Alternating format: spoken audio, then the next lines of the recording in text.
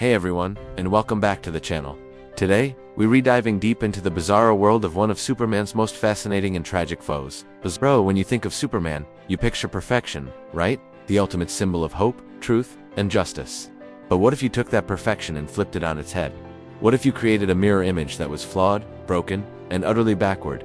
That's exactly what you get with Bizarro. Let's travel back to 1958, to the pages of Superboy number 68. A young Lex Luthor, still just a boy genius in Smallville, invents a duplicate Ray. His plan is to create a copy of Superboy to help him. But, as things often do with Luthor, it goes horribly wrong. The Ray malfunctions, and instead of a perfect duplicate, it creates a grotesque, chalk-skinned creature with a fractured mind.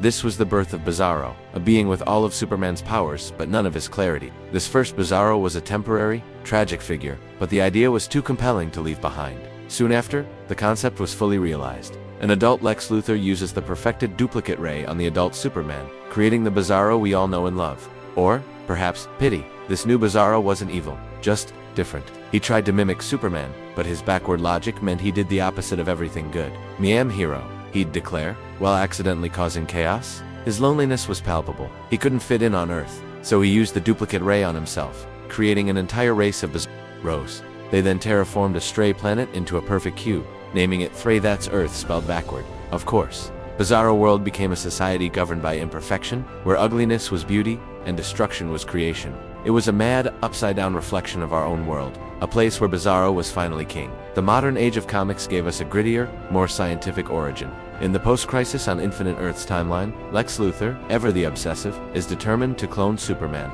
His numerous attempts result in a series of decaying, mindless failures. One of these failed clones, exposed to cosmic rays, stabilizes into a more permanent Bizarro form. This version is less of a goofy opposite and more of a shambling, tragic monster. He has a childlike understanding of the world, often manipulated by Luthor for his own nefarious schemes. This Bizarro doesn't speak in perfect opposites, but in broken, fragmented sentences, making his attempts to be a hero even more heartbreaking. He sees Superman not as a rival, but as a figure to emulate, a brother he can never quite understand or measure up to. Then we have the Joker's take on Bizarro, which is as chaotic as you'd expect. During the Emperor Joker storyline, the Clown Prince of Crime gains godlike powers and reshapes reality into his own twisted image. In this Joker world, Bizarro is the greatest hero of Metropolis, but he's also sane, intelligent, and speaks perfectly. He's the only one who realizes something is terribly wrong with the world. It's a brilliant inversion of an inversion. The sane man in the insane world is the one named Bizarro. It's a short-lived but powerful narrative that shows the inherent tragedy of the character.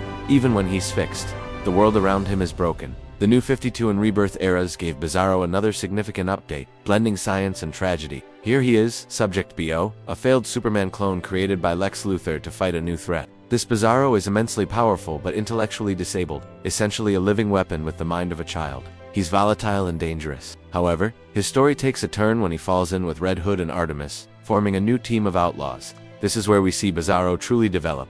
Luthor eventually uses a serum to grant Bizarro superintelligence. For a time, Bizarro becomes one of the smartest beings on the planet, a gentle, articulate genius who finally finds acceptance and friendship. But this, too, is tragic. He knows his intelligence is temporary, and he must eventually sacrifice it to save his friends, willingly reverting to his childlike state. It's a powerful arc about self-sacrifice and the nature of identity. Now, let's talk about those wonderfully weird powers. Bizarro's abilities are a direct, inverse reflection of Superman's. Instead of heat vision, he has freeze vision, or sometimes Arctic vision, shooting beams of intense cold from his eyes. Instead of super breath that can freeze things, he has flame breath, spewing fire from his lungs. He doesn't have X-ray vision. He has Bizarro X-ray vision, which only allows him to see through lead. It's all wonderfully illogical. His most famous trait, however, is his Bizarro speak. It's a language of opposites. Goodbye means hello. Me hate you means I love you. Me am doing bad means he's doing good.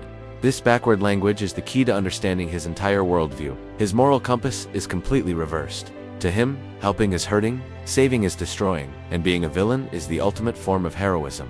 This isn't malice, it's just how his brain is wired. He genuinely believes he's doing the right thing, which makes his disastrous attempts at heroics all the more poignant. When you strip away the goofy powers and backward talk, what you're left with is a deeply tragic figure, often compared to Frankenstein's monster. Like the monster, Bizarro was created by a scientist playing God, and was immediately rejected for his appearance. He didn't ask to be born, and he certainly didn't ask to be an imperfect copy of the most perfect being in the universe. All he wants is connection and acceptance, but his very nature makes that almost impossible. He looks at Superman and sees what he's supposed to be, a goal he can never reach. This deep-seated insecurity and loneliness make him incredibly vulnerable. Villains like Lex Luthor and Brainiac have repeatedly exploited him, preying on his simple desire to be a hero and twisting it to serve their own evil ends. They promise him friendship and purpose, only to use him as a pawn and discard him when he is no longer useful. He is the ultimate anti-hero, a being of immense power forever trapped by a flawed mind, a monster who only wants to be a man.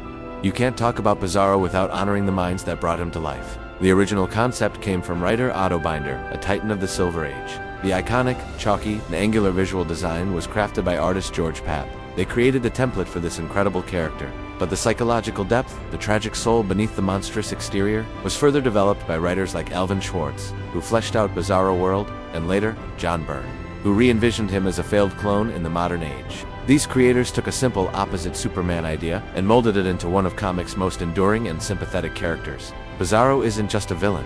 He's a commentary on perfection, identity, and the tragedy of being an outcast. He forces us to ask what it truly means to be a hero.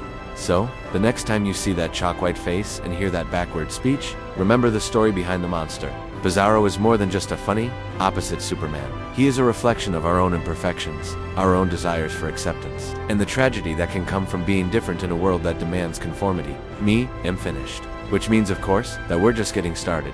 What's your favorite Bizarro moment? Let me know in the comments below. Thanks for watching, and don't forget to like and subscribe for more deep dives into the comic book universe. See you next time.